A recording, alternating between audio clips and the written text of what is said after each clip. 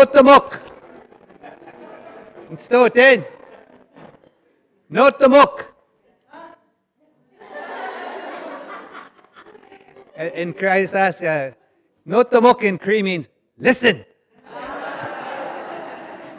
That's right, this language day. Did you guys have a good lunch? How was the lunch? Yeah?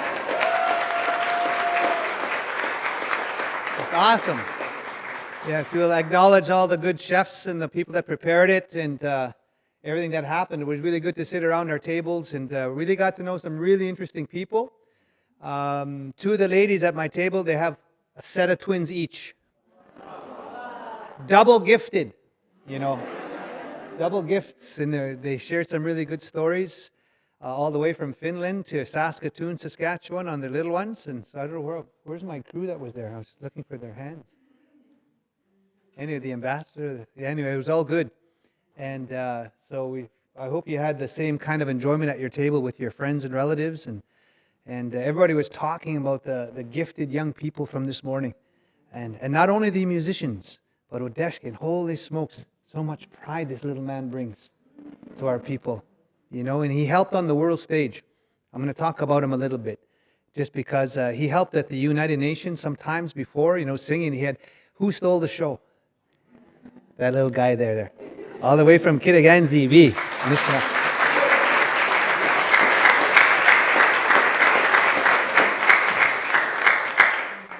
And I think all of the messages were so important to mark the decade of Indigenous languages. And when you see young people embracing their language and their culture and traditions, whether you're Métis or Inuit or First Nations, there's so many different tribes. But when you see that happen, there is that hope, you know, and it gives you inspiration. But we have so much more to do.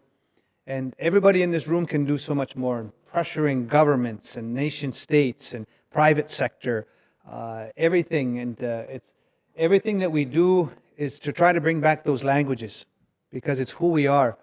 It's linked to your self-determination, our nations. It's linked to ceremony. It's linked to the land. It's linked to the waters. And as I said earlier on, we don't want that system called that residential school system, which tried to eradicate all of our languages, to win. And it's so important now that we keep doing this. And the only other message I had quickly, and I see Chief Willie Littlechild is going to make his way up now to speak and help get things going, was that our old people would always say the importance and relevancy of two systems of education. Our old people used to say that all the time. No, some grandson growing up, you need two systems. I used to wonder, what are you talking about, Mushroom? You know, and they talk about different things, how important it is to go to school, kindergarten to grade 12, math, science, literacy, numeracy, all important stuff on one hand, and go on to university, technical vocational skills training on one hand. Very important things to do. But they'd also say, don't forget the other one. And they'd go, the other one too is important. And the other one is your languages, your traditions, your customs, and your ceremonies. And you need both to walk hand in hand as you go forward. And that's the two systems our little ones need to embrace now going forward. So you have that good balance. And so with that, I see Chief Willie is here now. Iksanma, thank you for listening. And that was my filibuster.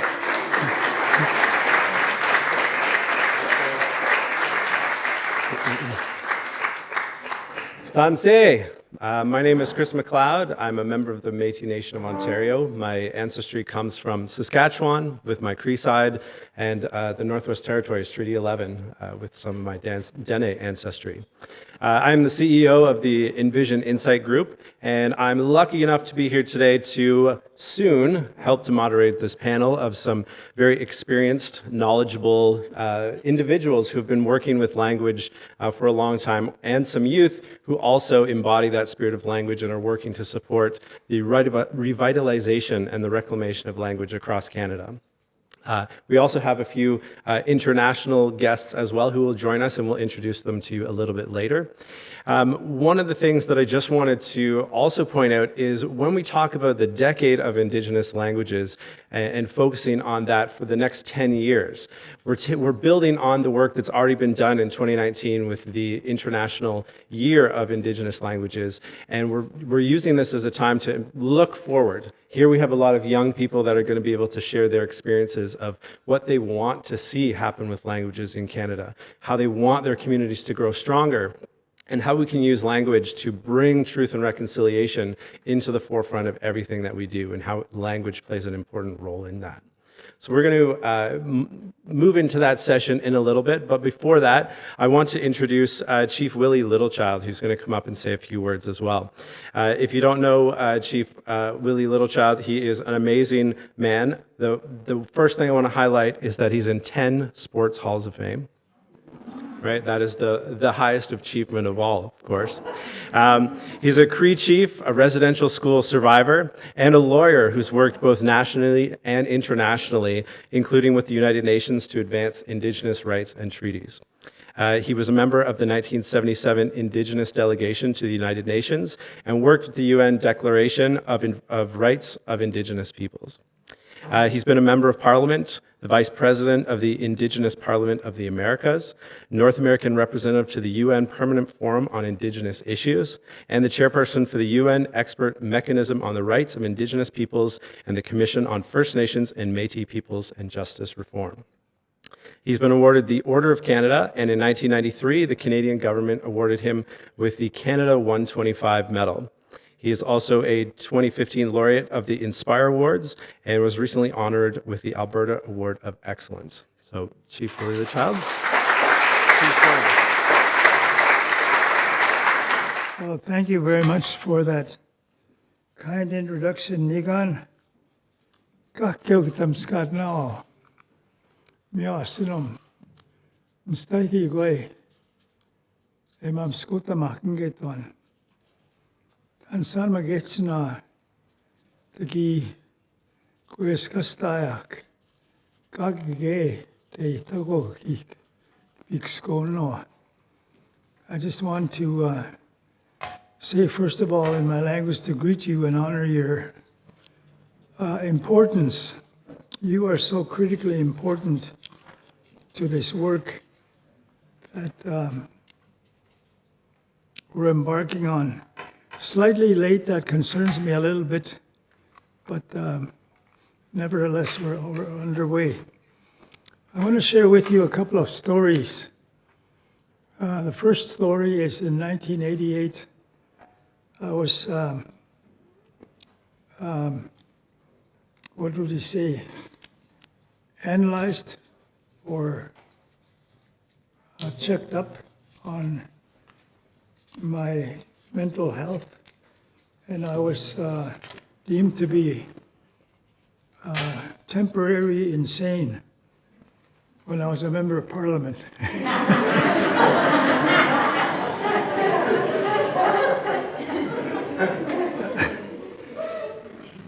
But let me start there, because in 1988, as a member of Parliament, there was an International Year on Literacy. So we created a committee and went across the country to Indigenous communities as a committee of the House of Commons. And we made one important observation, which was quite striking, to say the least. We had one reserve out west, about the same size in terms of population, 3,000 members, land mass about the same, and one in the east, likewise. And when we were studying about literacy, we compared these two reserves because they were very similar. And an interesting result of our research came out that on one reserve of 3,000 members, they had a very, very high dropout rate in high school, 94 to 96%. The other reserve had 35 university graduates. Now, what was the difference? What was it that was the difference between those two communities? And it was that those that graduated post-secondary degrees knew their language. They knew their Indigenous language. And it's surprising because it indicates how important your work is in advancing the awareness of our languages and our cultures. Because that's quite a difference in two communities where you can have 35 post-secondary graduates and the other one highest dropout rates, and yet they were the same elsewise, if that's a word. So that was in '88, and that began my interest in looking at our languages a little bit deeper. So in 2005, I was competing at the World Masters Games triathlon. And right after the triathlon was done, I jumped on a plane to Japan, where the first World Conference on Indigenous Languages was held. And so I wondered why it would be in Japan, but nevertheless, that's where it was. Then we come to the work at the Permanent Forum, and we had really humble beginnings at the Permanent Forum because we created, out of concern about our languages, when we heard the Secretary General say that somewhere in the world, an Indigenous language dies every 2 weeks. So every 2 weeks, we lose a language because the last living speaker goes on their spirit journey. So we decided to organize a caucus, an Indigenous Languages Caucus. And we were able to convince the Permanent Forum to put Indigenous language on the agenda of the Permanent Forum. And just coincidentally on Monday, 2-3 days from now, there will be a Permanent Forum session starting. And on the first day, the first agenda item is the decade on Indigenous languages. So we formed this caucus, and 4 people would show up, maybe 5, sometimes 6. But we were successful in getting it on the agenda of the forum. And we asked for a bold decision directing the UN to declare an international year for Indigenous languages. And I had the pleasure of co-chairing the steering committee of the International Year on Indigenous languages. But during that year, I came across some really interesting situations. For example, I found one community where there were only 4 living speakers of their language. And another one, which was quite interesting, was between a grandmother and a granddaughter. The grandmother made a deal with her granddaughter. She wanted to learn how to use a computer. And for her 4-year-old granddaughter, she said to her Kokum, "Oh, that's easy." So she said, "Okay, you show me how to work with the computer and I'll show you our language." So every day in the evening, they would spend some time together. The little girl would show her grandma how to use the computer. All the same time, her grandmother was teaching her the language. So they saved their language that way. And then I was invited to the first grade 9 graduation in Hawaii, where all the graduates spoke their Hawaiian language. First time it ever happened. So they used language nests, and I'm sure you all know what those are. But also the Permanent Forum decided to hold an expert group meeting on languages. And that's where we asked for the General Assembly to establish the International Year. And it was adopted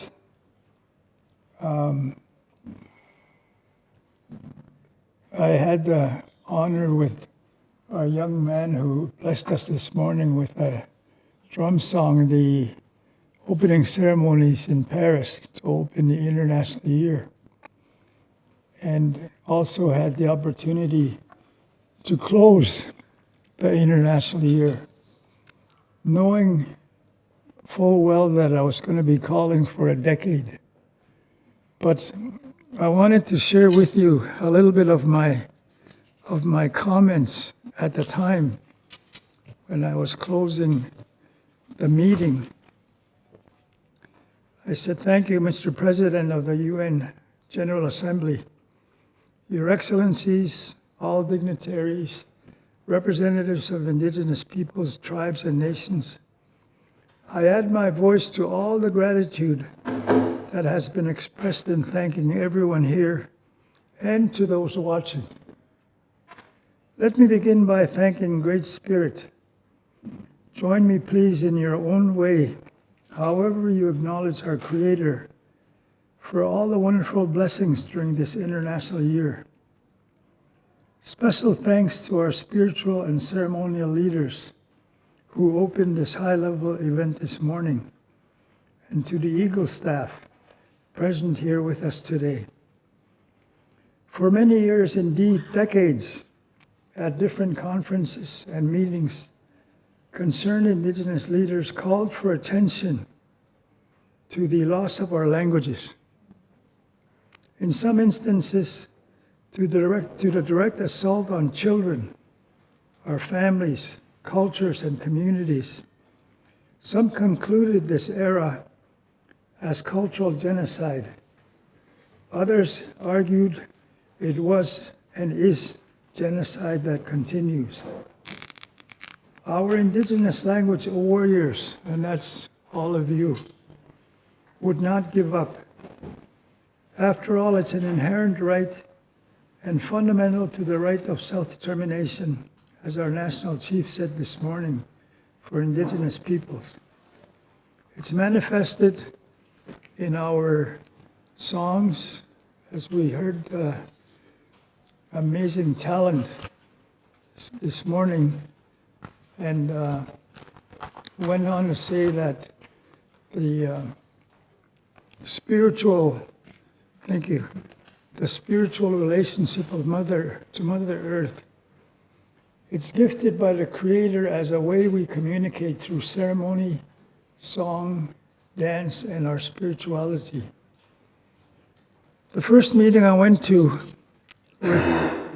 with Valerie Galli in Paris, when they were discussing the agenda for the International Year, one of the very important observations and exclusions was in their planning, they had left out spirituality.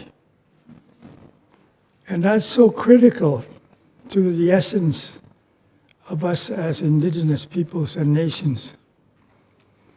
So we made sure that spirituality was included. So efforts since at least 2005 in Japan and China, Norway, Canada, among others, escalated to bring focus on the UN Permanent Forum on Indigenous Issues, the UN Expert Mechanism, and the Special Rapporteurs. Because the UN Expert Mechanism also had an expert group meeting on the importance of Indigenous languages to identity.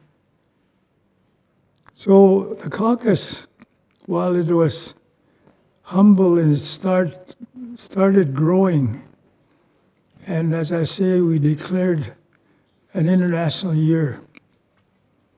We owe great gratitude to so many persons and organizations present in this room, like it was in the room that I was speaking at, and others to get us to this point today.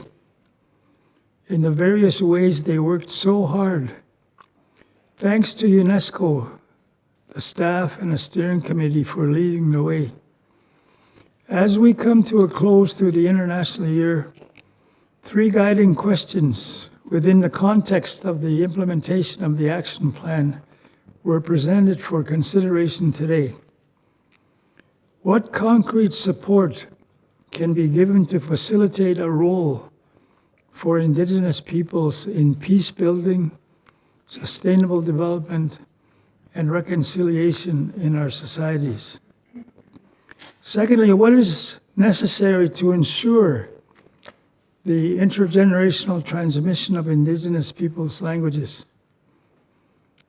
And thirdly, what role can be played by Indigenous peoples, organizations, member states, and the UN system in these efforts? And I was a little bit disappointed that when we called for a decade to be established, they made us wait 2 years. So I complained about it at UNESCO in Paris, about the fact that usually the process at the UN is an international year happens and then a decade follows immediately. Well, we were 2 years in the making. But to go back to the International Year, the theme with UNESCO, after the General Assembly adopted a resolution, was that Indigenous languages matter. They matter for peace building, sustainable development, and reconciliation. And that was the theme of the International Year. Now, the theme for the decade is a little bit different. It's now one of the thematic areas that's being considered is Indigenous languages matter for social, economic, political development, peaceful coexistence, and reconciliation in our societies. To which I would add, all built on the strengths of Indigenous values, traditions, and spirituality. Spirituality seemed to be put off on the side in most of these. And one day I was asked to go and speak to the chairperson to ask for permission for one of our elders to open a meeting with a prayer. And she said, "No, Mr. Littlechild, you know we don't pray at the United Nations." And I said, "Well, it's an invocation, it's a thanksgiving." And she looked at her watch and she said, "Well, how long is that going to take?" "You got 3 minutes." So I went back to the caucus and I was really happy. And just as things, how Great Spirit works in mysterious ways, 4 elders had brought their hand drums. And I went to the room and I said, "We can open a meeting with a prayer." And so they were up there, I introduced them. They were singing a prayer song. And then she poked me and she says, "Mr. Littlechild, it's already 7 minutes. How long are they going to take?" And I said, "Well, these are elders. We need to respect them." But you know what happened after that? The UN generally works with 5 bundles, or 5 sets of rights in 2 bundles. Economic, social, and cultural rights, and civil and political rights. But after that happened, now every meeting at the UN starts with a prayer. Not only that, there's a 6th bundle now. Economic, social, and cultural rights, civil and political rights, and spiritual rights. And that's what our elders and our people contributed to humankind in this effort to defend our languages, to make sure they remain alive. And Valerie always told us at every meeting, these are not dead languages. But have you ever heard a language die? Have you ever heard an Indigenous language die? I did. and I would not wish it on anyone. We were at a meeting and things weren't going along right. We're kind of arguing among each other. And someone made the observation we didn't start our meeting with a prayer. So I went to this old man, gave him protocol, and asked him if he would open our meeting with an invocation. And he said, I'm very humbled that you would ask me, but I want you to listen very, very closely to the sound of my voice. Listen very, very closely to the words I'm going to be using, because I'm the last living speaker of our language. And a month later, I got a phone call, and all the man said was, the old man died. I said, which old man? Remember the old man that prayed for us at the UN? It was as if somebody just hit me right in the gut, that I actually heard the language die. So you are so, so important in the work that you're doing, all of you, to keep our languages alive. But we need to make those two clear links. We have to link it back to the residential school experience. Because the policy, one of the stated policies, was a direct assault on our languages. The other was a direct assault on our families, our culture, and our communities. So language is so, so critically important. And I really thank you for the interest that you take in the work that you're doing here. You're so, so important.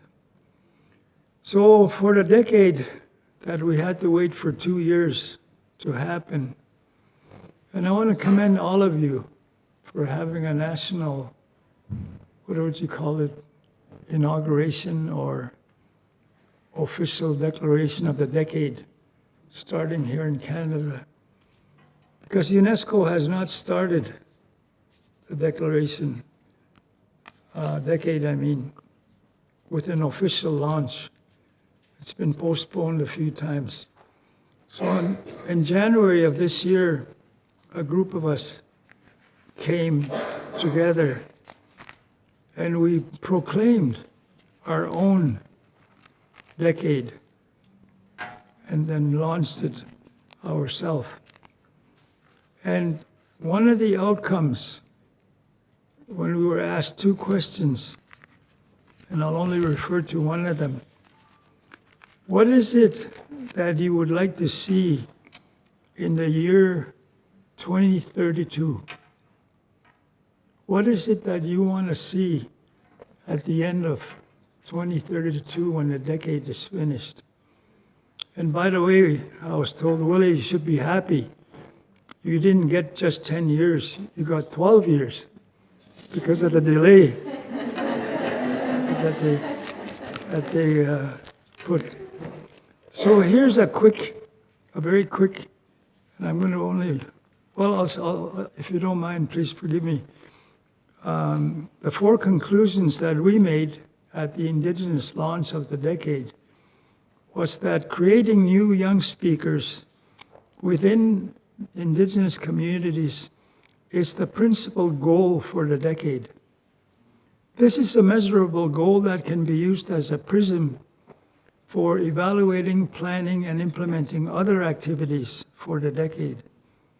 We call for each Indigenous nations to develop a 10-year plan for revitalizing its Indigenous language that would include specific targets for youth.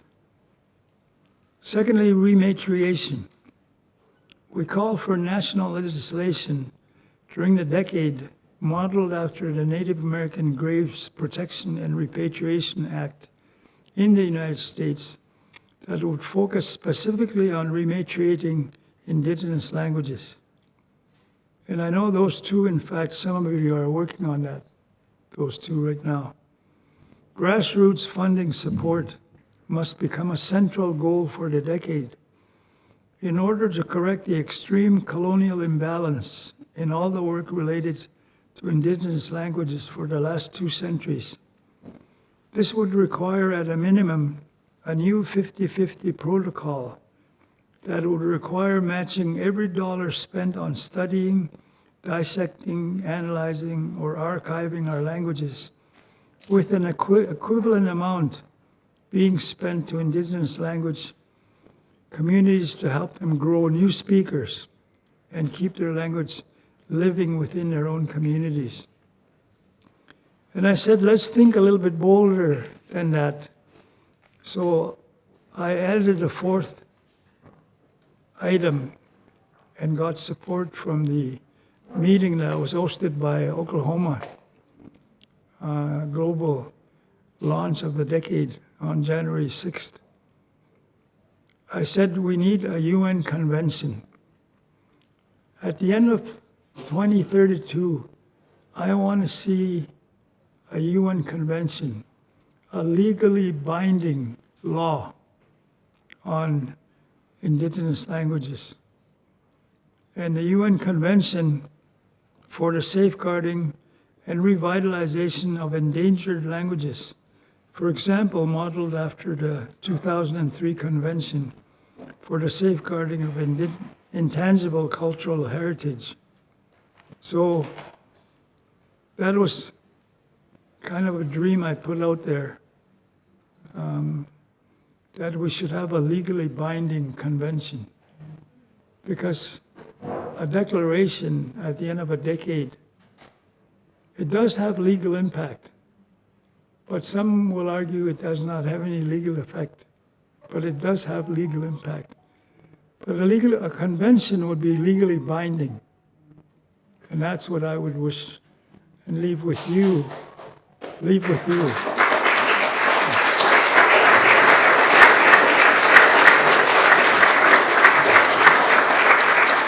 Thank you. Thank you very much. Thank you.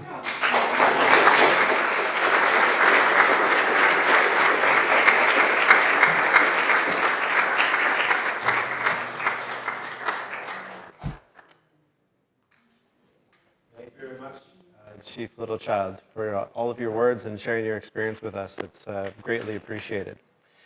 So now we're going to move over to our panel here to talk a little bit more about some of the experiences that our panelists have had and some of their hopes and wishes for the decade and what we want to accomplish over that time. So what I'm going to do is I'll just get each of you to introduce yourselves very briefly, and then we'll get into some of those questions. So maybe if we just want to start over with Aluki first.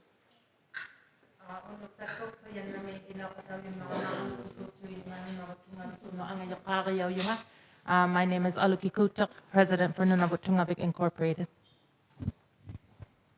Emma Stevens, Sohonig First Nation. Hi, my name is Emma Stevens. I'm from Eskasoni First Nation in Cape Breton, and I'm a singer. Talasam, I'm Mariam Waleta Bubakrin. I'm Tuareg from the Sahel and Sahara region in Timbuktu, Mali. So I was listening very carefully what the inspireful Willie was saying, because some of the path he was describing, I was part of this work at the UN Permanent Forum on Indigenous Issues. So it was very inspireful to work with him and other Indigenous fellows globally, but also here in Canada. And yeah, I'm also now a part of a very repatriating, if I can use his word, project which took an indigenous language name, Aramat, which is my own language, Tamashaq. So I'm very happy to join this circle. And yeah, I would like to now invite my brother here. Thank you. Kia ora mai koutou katoa ko rungo wetere ahau mo Aotearoa, New Zealand. I just want to compliment Chief Willie Littlechild. He said some very, very important questions and lessons that we should all take on board. And I think the next decade of language revitalisation is vitally important if we're going to keep going. Thank you.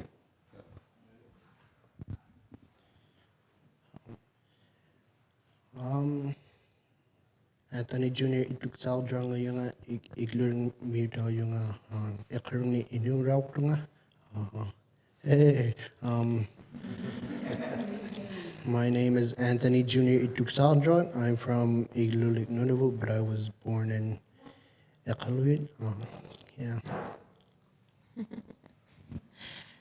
Tanse, Gabi Netsagason, Pakchahanse Otsania, Ani Bojo, Mishen Dengue, Anquat Quindishnakas, Pakchahanse Donjaba, Omama Wenene, Nishnabe King Donji. So hi everyone, my name is Gabrielle Fayant, and I'm originally from Alberta. My family comes from one of the 8 land-based Métis settlements called Fishing Lake Métis Settlement. We're a Cree-speaking community, and over here, I also learned how to speak Anishinaabemowin, dialect of my husband from Manitoulin Island, Odawa specifically. And so, yeah, I'm trying my best to learn those 2 languages, and that's exactly what my ancestors would have done. We spoke many different Indigenous languages. So miigwech, ai hai. I got one.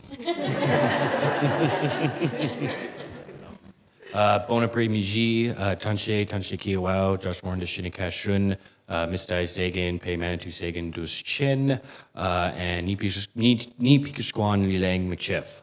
So hello everyone. My name is Joshua Morin. I speak a little bit of the language that some may refer to as Southern Mchif. Much like my cousin here, Gabrielle, was explaining, our ancestors were absolutely multilingual, polylingual speakers, and we embraced a bunch of different languages, which is how our language, Mchif, came to be in that regard. My family historically comes from St. Albert and Lac St. Anne in Alberta through my mom's side, and through my dad's side, his family's from Meadow Lake, Saskatchewan, and he was born in Hay River in the Northwest Territories.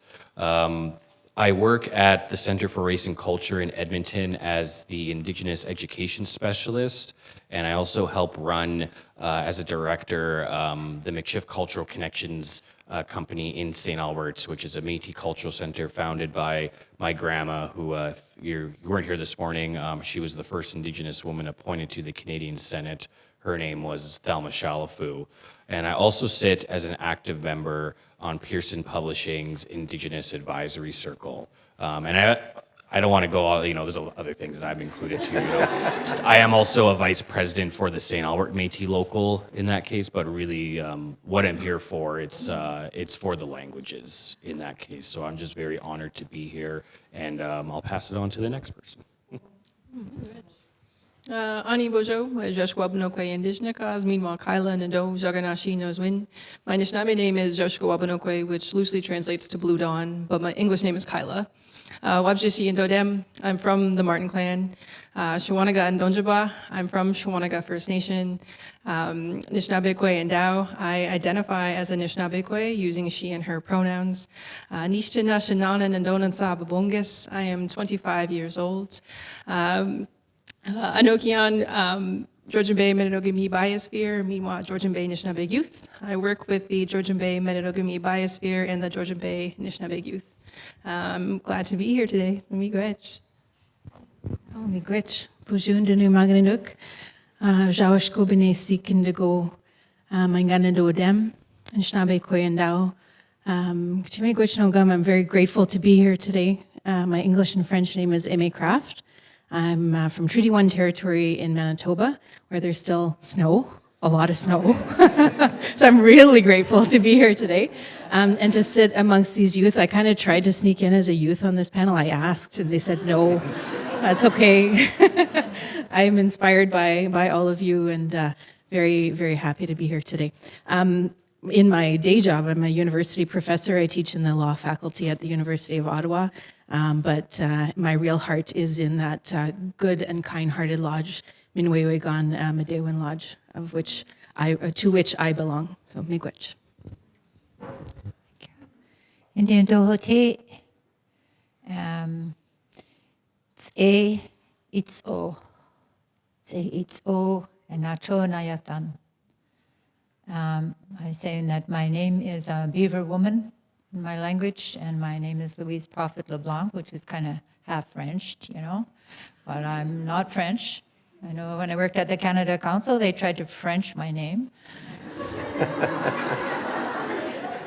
I'm from the Yukon Territory. I'm from the northeastern part of the Yukon Territory, and I want to say how happy this crowd makes me today, because as of today, there's only 5 fluent speakers in my community.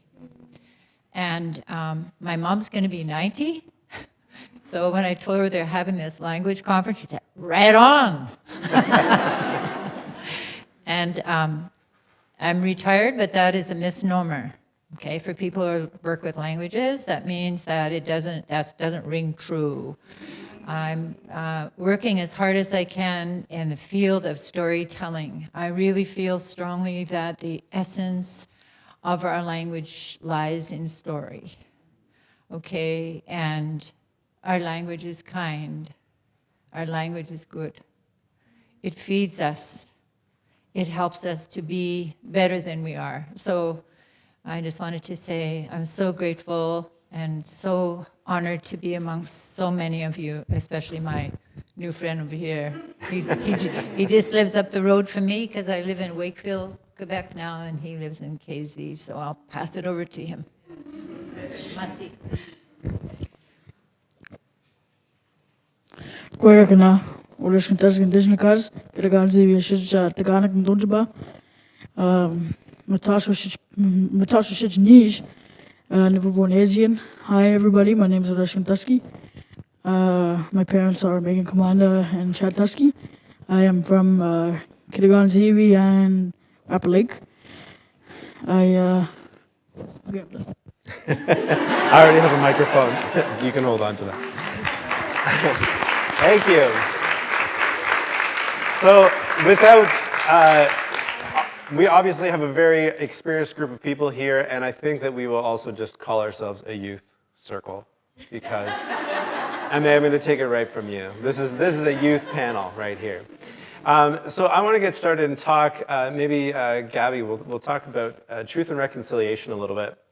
And I want you to think about languages in particular and the process of truth and reconciliation in Canada. And besides, the specific calls to action in the TRC around language, what role does language play in the greater spirit of reconciliation in our country? Yeah, whoa.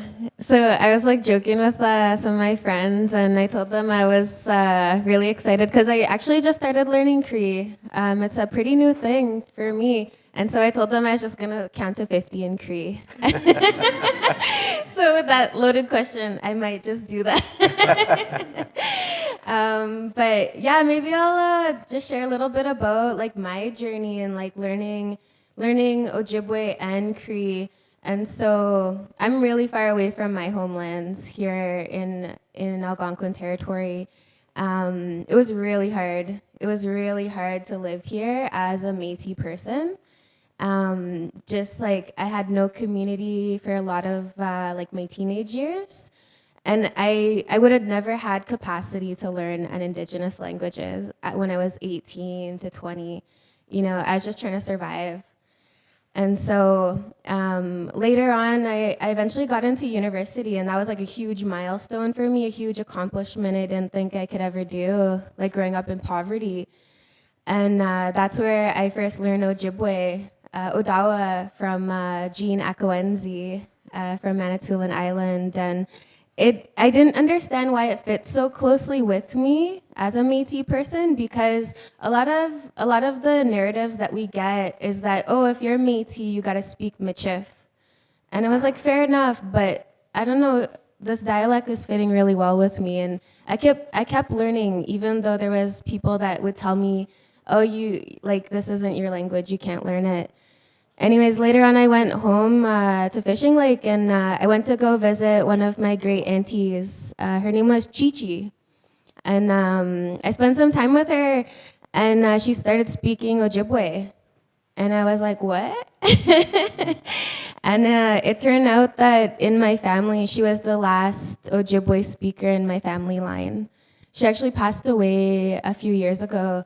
So like when you were telling that story about that language dying, like really touched home for me. So she was the last Ojibwe speaker in our family. But luckily the Cree's coming back into Fishing Lake, and with A7G, Assembly of Seven Generations, we're a grassroots youth organization here in Ottawa. And a young person by the name of Jesse just told us one day, hey, I want to learn my papa's language, my Musham's language. And we're like, cool, let's do it. We didn't know what we were doing. We just like went with the flow. We made a lot of mistakes. And so I want people to know that as you're learning your languages, you're gonna make mistakes. But whatever you do, don't give up. Do not give up. Laugh at yourself. Learn to like just get over it and learn on to the next lesson, because it's so worth it, moving past those hurdles. And we've been doing language drop-ins for the last 3 years now, Anishinaabe Moan, and it's been really great, super grassroots. And then someone from my community said, hey, let's do a Cree language drop-in. We said, okay, let's do it. And then Junior over here and Barry, they said that they want to do a Nuktitut language drop-in. We're like, cool, let's do it. And we've been having a lot of fun, and also sharing languages is so cool. And I guess like the last thing I'll share, something that really helped me learning languages is, so my age in Cree is Nesto Mitatat Nia Nanosap Nipeponan. And so in Western world, in this white society that we all have to learn to live in, we're told that like age is a bad thing. You know, we're told that, oh, like you're gonna lose your youth, and there's so many things that tell us we gotta stay young, right? Like that feeling. But the beautiful thing about Cree is that when you say your age, it's you survive this many winters. And that's like so empowering. Like I survived so much to bring me to this place right now, to bring me in front of all of you.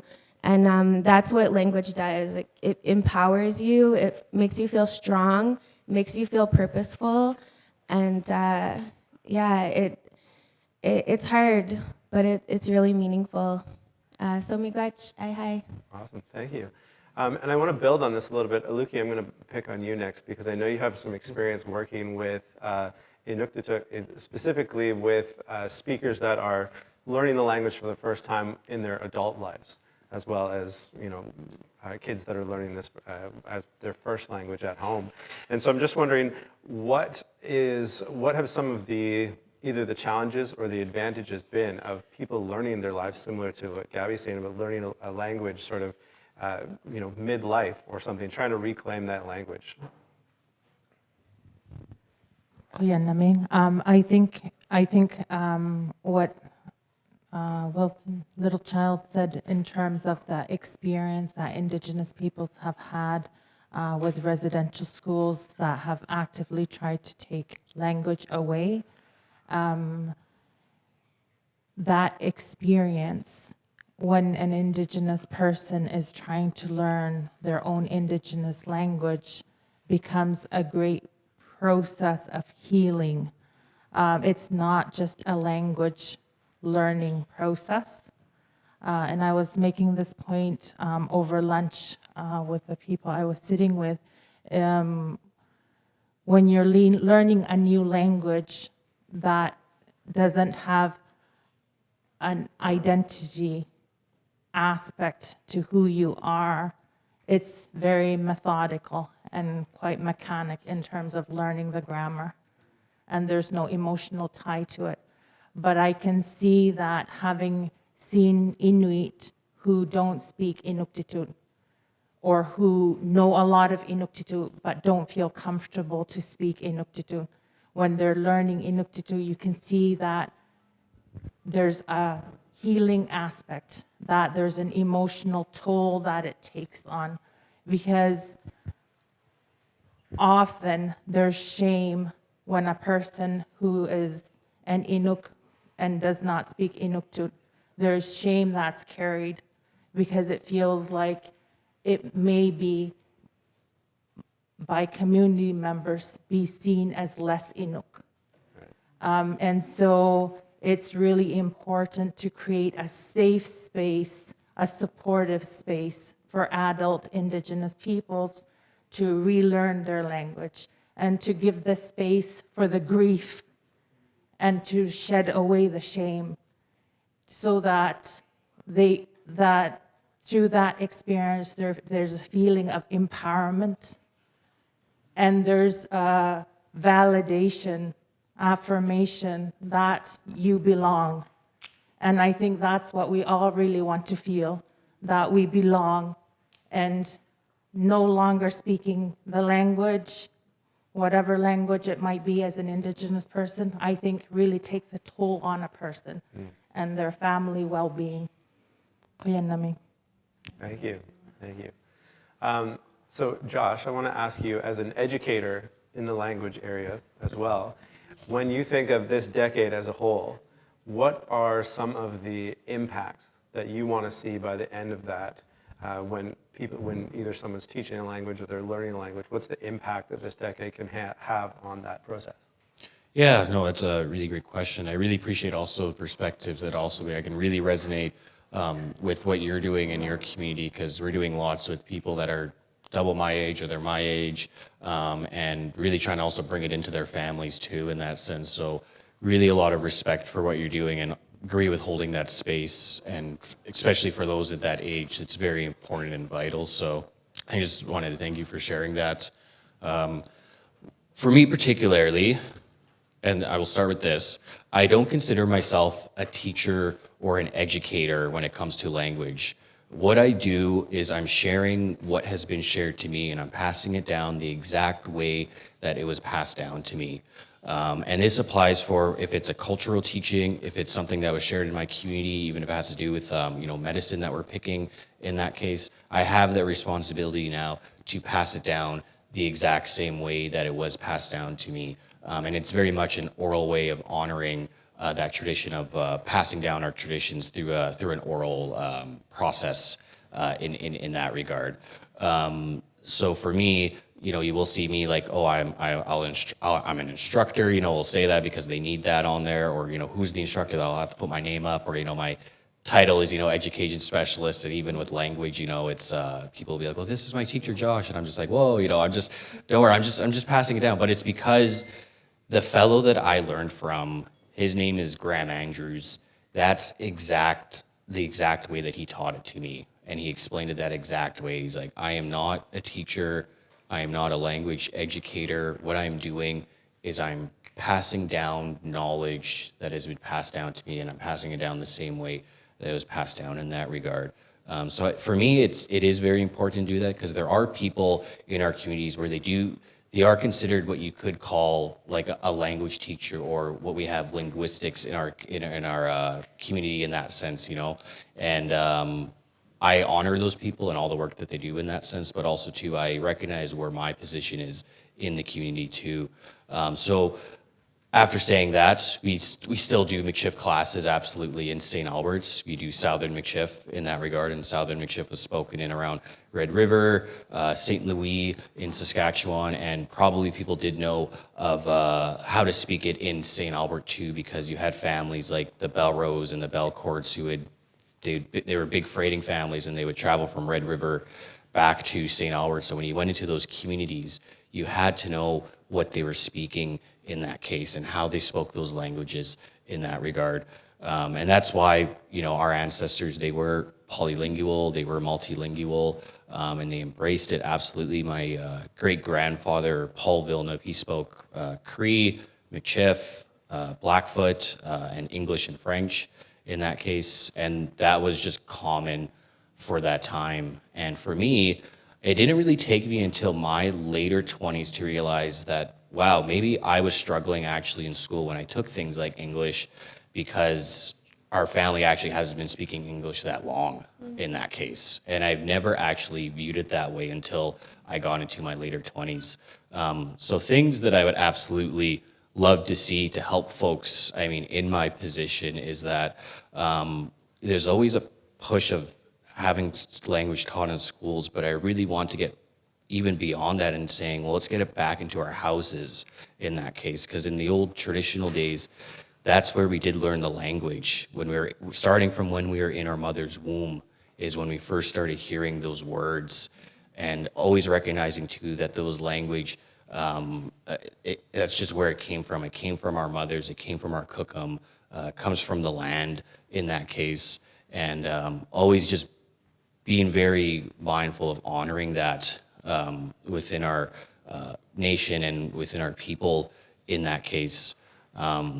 And I just think, like, for me personally, things that would absolutely, I mean, make it very, very easy, or things that I would love to see in that sense definitely would be a bunch more language equity when it comes to our languages. There's a lot of talk on equality, but there's a difference even when you talk about equality versus equity. And I think there has to be a lot more language equity when it comes to our Indigenous languages, because the funding still from Canada, they think they can just throw one paycheck at 60 plus spoken languages, and they can say, like, look, we funded Indigenous languages in that case. And then you look at the two official languages, English and French, and this is recent. You can look at the 2 5-year plans they have out there.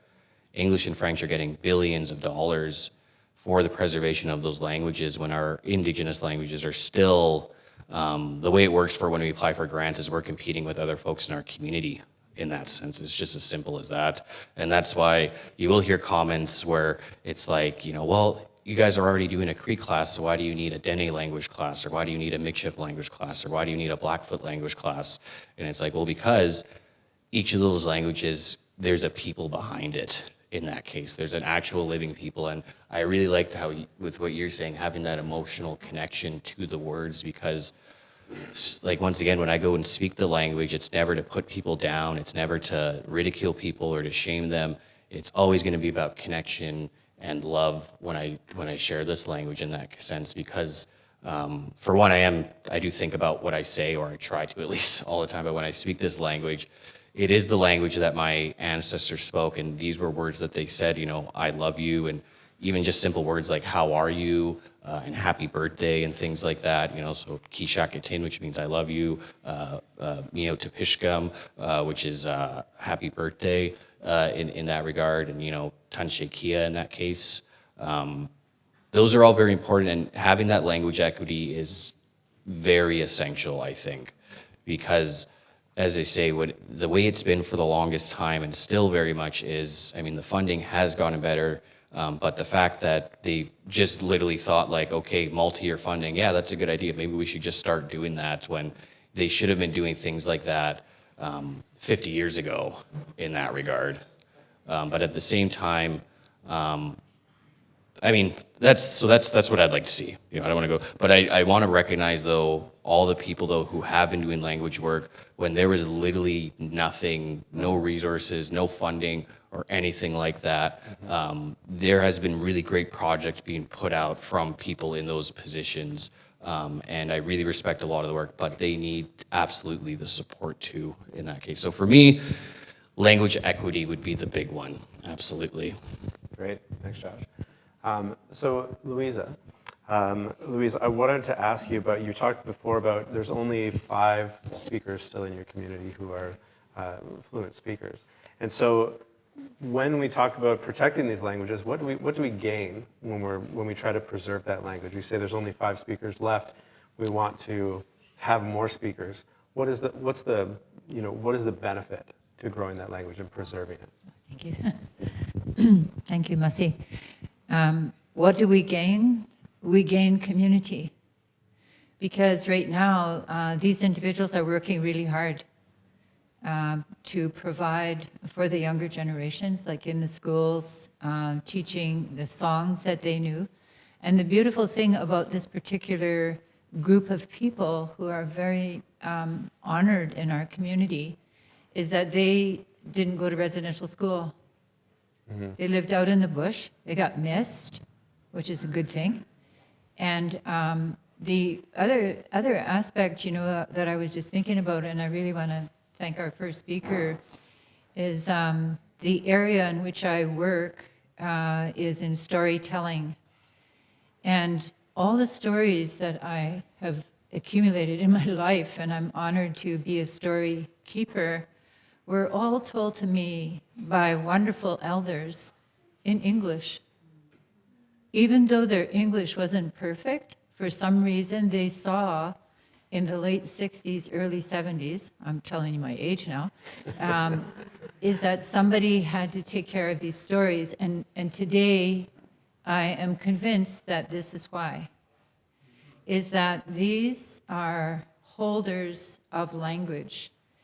And so I really wanted to challenge, you know, for this next decade, that we find as many stories as possible, because those stories are coded.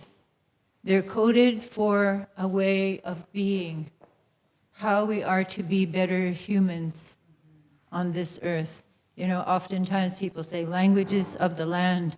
Why did we exist so long on this land? It's because it was good to us, and we were good to it. And we were loving and caring of each other so that we could survive.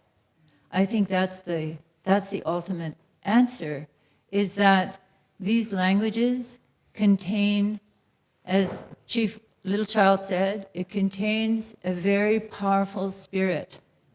All of these languages contain power. And for the youth, such as my little moose friend here, we say Dechok. That's a moose, Dechok. And for people such as himself to never be shy and to share. I think this is the other thing that we are about as well, is that we don't have to make an excuse of our indigeneity. And when we share it with other people from different nationalities, like I was sitting beside an Irishman, he didn't know that the spud was born in Turtle Island. You know, like the Irish claimed the potato, and he was really intrigued by that. But it's the matter of sharing. And for older people such as myself, they're starting a program in Mayo. And I want to just check out this group because you're all very intelligent people. Who developed the Zoom platform for our benefit? What is his name? I'm going to tell you, okay? And I know you're not going to forget. His name is Eric Yuan, and he's from California. He's second generation Chinese. Okay, we should be thankful. You know, we always talk about 4 directions, 4 nations, okay? So here's a Chinese, second generation Chinese, American, he's American Chinese. He developed this Zoom platform. I have never seen so many language programs online in my life. I've never seen so many crafts, Indigenous people, showing people how to do things. Why? Because we're sharing, caring people. And we want others to know our goodness. And with the Zoom platform, we can do that. So I just wanted to just give a little, you know, little love note to Eric today, okay? And I think coming from the United Nations, like from the UNESCO, this is what Indigenous people are about.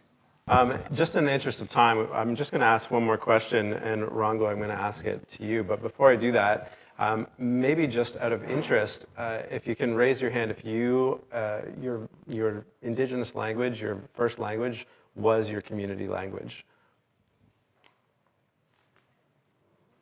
Okay. And then everyone else's second language or learned later in life, something like that, just to, yeah. Sorry, to be clear. We actually had 2 languages in our community. Oh. And both of them were wiped out, practically. Oh, wow.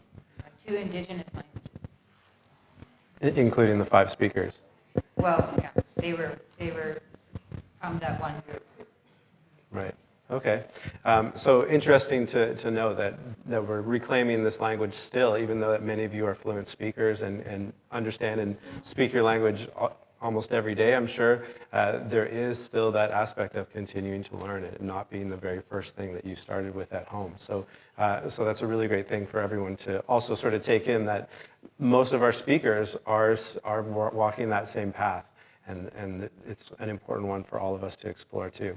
So Rongo, what I wanted to ask you about is, when we talk about this decade, everyone here, we have a lot of Indigenous people on the panel. Most of the people in our room are Indigenous. I'm sure many people at home are also Indigenous. But what does this decade mean for the rest of Canada? How do we, what's the importance here for every other Canadian to know about Indigenous languages, about preserving Indigenous languages, and how can we use that decade to educate, to inform, to bring the greater Canada into helping with this piece of work? Thank you for that. Well, I guess the problems that face Indigenous people created by colonialism and what went on in residential schools is very clear. And that the message for Canadians and across other people in the world is that and they owe Indigenous people the right to retain their languages. You know, there's 1.5 million Indigenous people in Canada, and if you don't know your language or your culture, what is it? Your ingenuity is gone. And so it's absolutely important. I think that, and when we look at the methodologies by which we're trying to retain languages, I know across Canada, as an example, there's about 40 colleges and universities that have got Indigenous programs, language programs running. Well, what effect is that actually having in fixing the problem of Indigenous languages? They're still dying. Even the languages where there are more speakers than others are dying. And I think we should realise that and really dig our toes in that we expect equity to happen. And equity can only happen if equality of funding, the opportunity to retain one's language, right from early childhood right through to adults. One of the problems that I find that it's okay that you might have language courses of 2 or 3 or 5 hours a week for kids, but they go home and the parents don't speak the language to them. If you're going to revitalise languages, you have to do both the parents and the children going together so they can converse and develop. And, the axiom in languages, you use it or you lose it. You use it or you lose it. And you have to be able to speak it. So it's really important that total immersion in the language is the way to revive it. And the only reason that Indigenous languages are still available in Canada is the fluent speakers at home that have kept it alive. And they are the ones that should be utilised in terms of revitalising the languages. You have to take into account the people that are already there and to use them to the max in terms of getting the language spoken and reused over and over again.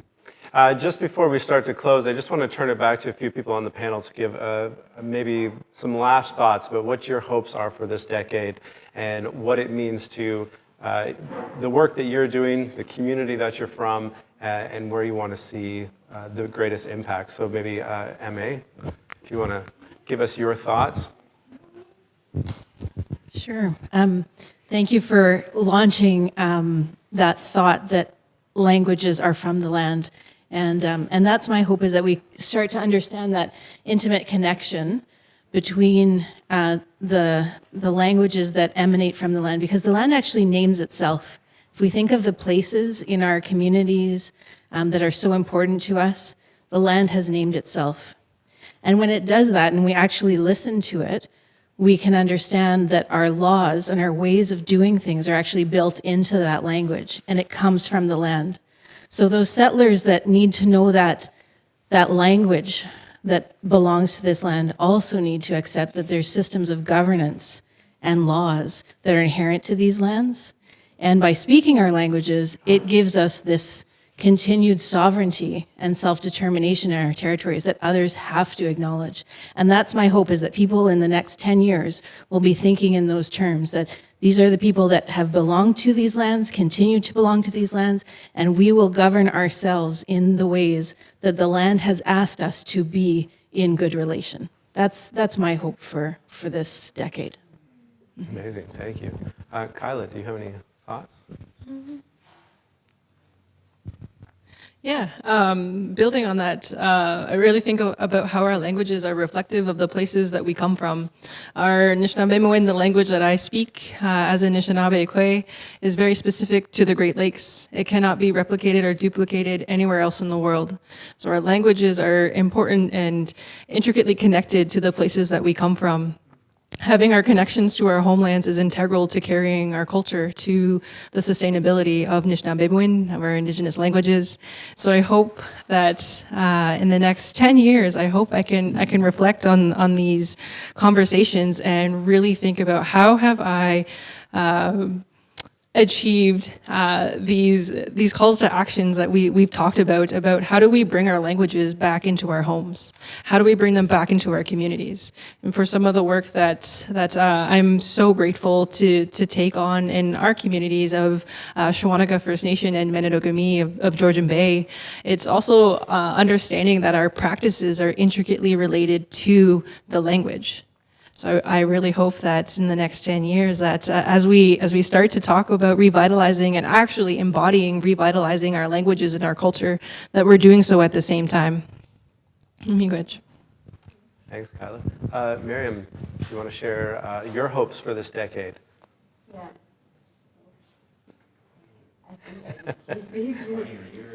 Yeah. So thank you so much. This day was very inspireful. I heard and learned a lot from all of you here in the circle, but also from the elders who addressed the floor here. And if I have some hope, and sure I have some, is the patience. We have to be really patient and grateful for all the efforts, because we are not all at the same page regarding our languages. When you ask the question now about who speaks his or her language, we saw that not all of us are speaking or fluent in our languages. And Aluki also shared that there is a shame or an implicit responsibility that came with that. But we have to be grateful and really acknowledge that our histories are different.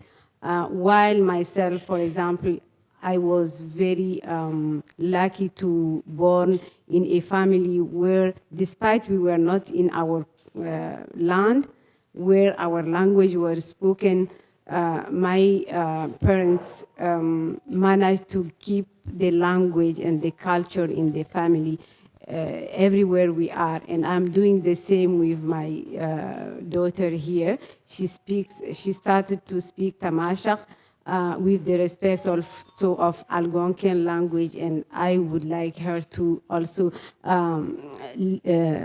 hear and listen and also learn the Algonquian.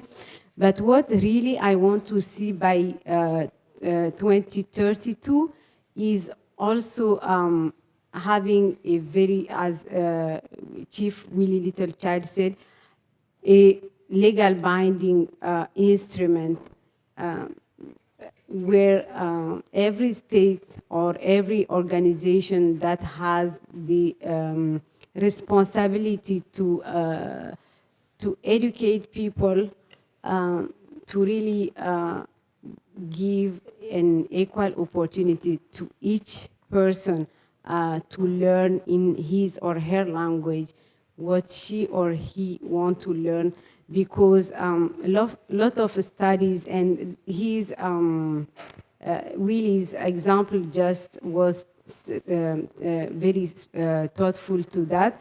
There is lot of studies just showed that there is a linkage between the success, for example, in the school and staying in school and the language. For example, the people who speaks or learn in their language in their first 6 years of school are more likely to stay in school than the others. So this is why one of the reasons we really need that convention, because it's also will help to reach the goal of education for all. But the other thing is, I really want people to stop thinking language as is a piece apart. Language is connected to who we are, and it's also connected to the knowledge, to the land, as Professor said.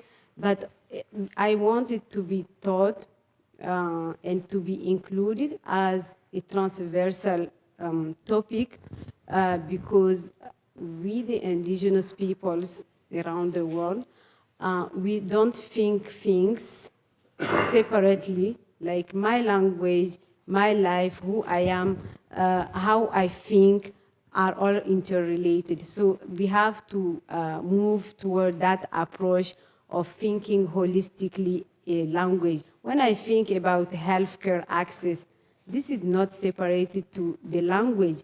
So we don't have to think language in a cultural aspect, but also in all the other dimension of services, if we talk in the context of Canada, for example. So that is really my hope. And my final hope is we don't stay by 2032 to assess how good we did in promoting, preserving, and revitalizing our languages, but more having an evaluation that are happening every 2-3 years, but not attending at the end to say, oh my God, this is one more process that's gone and nothing big happened really for our languages. So these are one of my hopes, and I have one key message to my sisters, brothers, Indigenous fellow here. Keeping our languages is also on our hands. This is our responsibilities. The states have the means, I mean for example, financial resources, but someone here was saying that if you don't keep it, you lose it, something like that. Like the language will not live away. It's not in the institutions, it will come back to us. It's within our communities, it's within our daily lives. So I really admire the youth here who were very thoughtful about that, Josh and the others, and congratulations. This is how really the changes will come. So we have our own responsibilities as Indigenous peoples to keep our languages and to pass them on to our kids here and to the future generations. Thank you. Thank you very much. Thank you. Yeah, I'll try to keep this one short, since in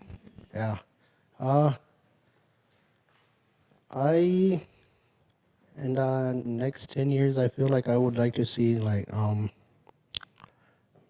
more communities practicing the languages, and yeah, and then like in the next 10 years, see how much they've learned. Yeah, because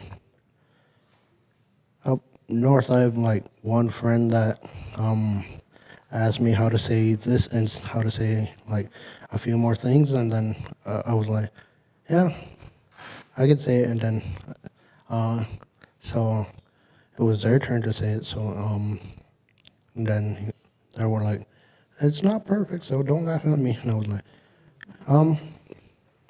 you did pretty good. Yeah. There's no shame in trying, and I forget what else I was going to say, but yeah, thank you very much. Thank you, Anthony.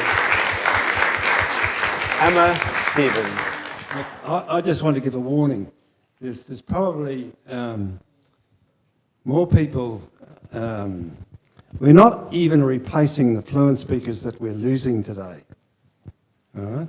That's the drastic situation. More people that are fluent are dying than are being replaced. And if we're still sitting here in 10 years' time with less fluent speakers than what we have today, then the country has failed. And so therein lies the challenge, that we have to lift the fluency of Indigenous languages right across the country. Now what I want to do is I would like to invite Dr. Lorna Williams to give us a few words. As if you don't know Dr. Williams, she is the Professor Emerita of Indigenous Education, Curriculum and Instruction at the University of Victoria. She is the Canada Research Chair in Education and Linguistics and the Chair of the First Peoples Cultural Foundation.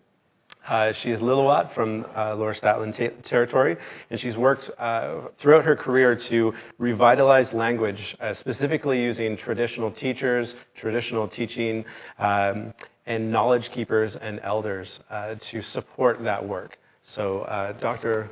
Lorna Williams.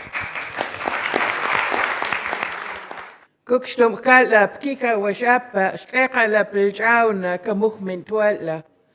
Dochtla ama stakala piljauna kaluch tin gluten skasla piljauna titamichsha in Anishinaabe. It's a real honor for me to lay my words down, my Lillooet Ujalmich language down on this beautiful land. And it's been a real honor to be here, to be a part of this, the launching of the Decade of Indigenous Languages. And it's been especially an honor to have been able to participate and to be a witness to the launching of this decade in the language of the Inuit. It's the reason why I traveled all the way from Victoria was because of that, was to be able to be a witness to this so that I can take it back to my people and to know that this has been launched in a good way. I also want to acknowledge and to appreciate the work of Chief Perry Bellegarde, who's been staunch in his efforts to ensure that our languages will continue. Under his leadership, we have an Act of Indigenous Languages. Although to many people it might not seem like a lot, that it could be a lot more, it's a big step for us. I also want to acknowledge and I will tell this to my people, that I heard the words of Willie Littlechild, who has been so staunch in his efforts, not just to keep our languages going and thriving and living, but his work in ensuring that our ways, our Indigenous ways, have the strength for us to be able to keep them moving. And I can witness, and I will say that I witnessed here today, the young people who are in this room, who've taken up the passion, the creativity, with courage to continue this work. We're old, and we worked all of our lives for this. And you have to realize just how important it is that we are witnessing the taking up of that work, that you will continue, and your voices are strong, your creativity is strong, your passion is strong, and that's what we need to know. And I know that at the end of 2032, that our languages will surely have a place in this place that we call Canada. I want you to know that the work that people on these lands have been doing, I travel the world, and I want you to know that the work that is being done here across the country really inspires people from around the world. Because even though, and this is what I heard today, that it's a challenge for us to pick up the pieces, the shards that have become our languages, our knowledge systems. It's our job to pick up those pieces and to put them back together. And it's what colonization has done, has not been just here in Canada. It's taken place around the world. I want you to know that the colonizers themselves were colonized, and they passed on what they learned because of that experience. I love the name that was given to this day, that the languages are the languages of the land. Yes, they're the voices of our lands. And what I heard today was that we have so much that we can learn and that we can share, that we can gift from the knowledge that is found in those languages. Just to give you an example, I know there's a word that describes in Inuit the direction of the flame when it's not standing up, and when it's not standing up in a row. There's so much that we can understand, that we can embrace, and that we can know from that music, that sound of our languages. And we need to be able to pass those on. It's important that our languages are not learned in translation, that our languages are learned with the integrity of the land. Our lands are desperate for the knowledge to be able to revive itself. It isn't only our languages that need reviving. Our lands do too.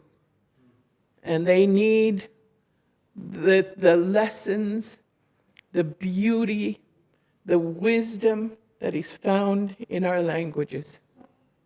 That's why our languages are so important. And so today I also heard the challenges that we face because we've become so dispersed and dislocated, moved around. And so sometimes it's really hard for us to know who we are, really to feel our identity. And this day was co-hosted by the National Geographic Society. I think that's and so I want 2022 to 2032 to be a challenge to this organization to help us design and to place ourselves on a map. I want you to go to First Peoples Cultural Council website. There is a map that we did there in British Columbia. It's still not, complete, but I'm telling you, it took us 10 years to create that map. Why?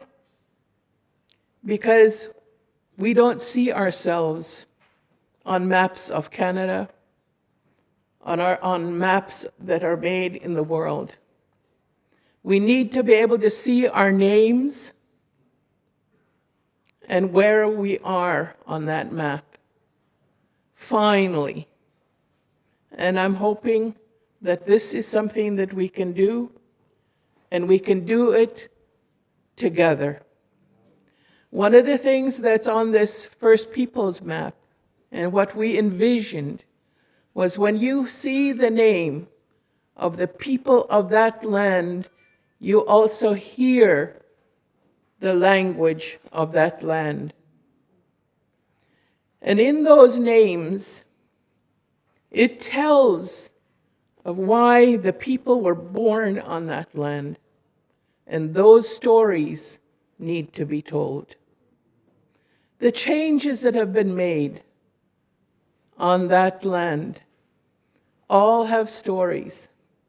And those stories need to be told. And our stories are in our music, and they're in the stories we tell. They're in the language we use. I'm going to Barcelona to present at a world conference on higher education. And I'm going to Barcelona where now the Catalan people live. And I was looking for the language of the land there. What the beauty is, by my asking for the language of the land, they're now looking. And that's important. And that's happening around the world. But I'm bringing this up because I was home for Easter weekend. And there's a song and a dance and a story that's told in my community. I grew up with this story. My mom used to play one of the characters in this story. And this song is called Sweeney. Sweeney is the story about, it was the Spanish people, including Catalan people, who came through our valleys. They were the first ones from off this continent who came into our valleys. They came in, and there are stories about them coming, and then they left. In Sweeney is the story of my people finding one of them, the last one alive. And he'd gone a little bit crazy because he was lost on the land, he didn't have food. And so the story is of them bringing him back to the community to look after him. And, and all of those stories, nobody really knows anymore where I'm from, that it was those people that first came into our valley. But we have many stories of those. And those are the stories that need to be placed, too, on our map. The stories of the way that we dealt with change. We're still here.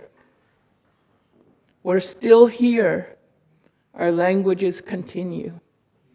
And so I want, at the end of the decade, for us to be talking about our living languages, of our thriving languages, not of our dying languages, not of our extinct languages. There's a language close to where I live on Vancouver Island. All my life, they said that that language was extinct. And I used to travel there, and the people still lived, but they were adopting another language. Well, 3 years ago, young people like you came to the university, they learned, they went back, and their language is back. And this is a story I can hear and see across this country. We have to be able to share that the languages of the land, of all of the lands across this beautiful, beautiful land, are also have to be seen as belonging to everyone who settles here. That it's the responsibility of every person who's chosen this land to also know that they've also chosen a language. They've chosen really a relationship with the land. And therefore, they have a responsibility to uphold it, to learn it, to know it, and to celebrate it, and to share it, along with each of us. And so I want to thank the Canadian Commission for UNESCO for holding this event, for inviting us all here. And let's come together again in 10 years to celebrate our achievements. Thank you.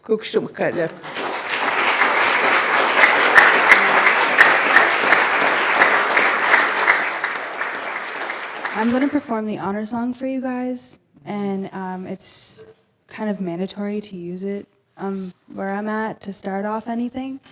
So if you can and if you are able, can you please stand? Here, you can take this. Yeah.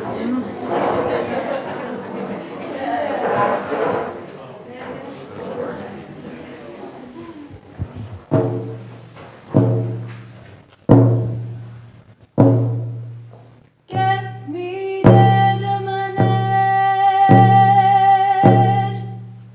Don't tell you nulti. Nega masu. Kemawi dahesh.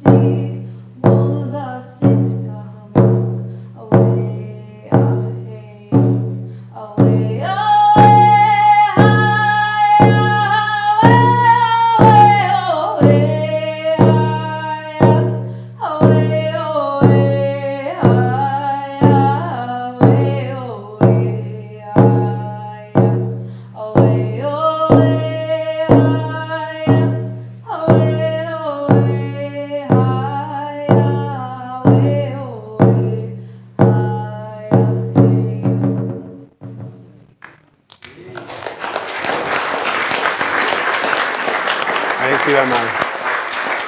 This is where I talk to the camera and I say thank you for tuning in. Thank all of you for coming today. Thank you to our panel. Thank you to our speakers, Dr. Williams, Chief Littlechild, to Chief Perry Bellegarde, and Her Excellency, the Honorable Mary Simon, who joined us today, and all of you for all the work that you've been doing in preserving languages and being a part of not only the work that's been done so far, but the decade that is just beginning.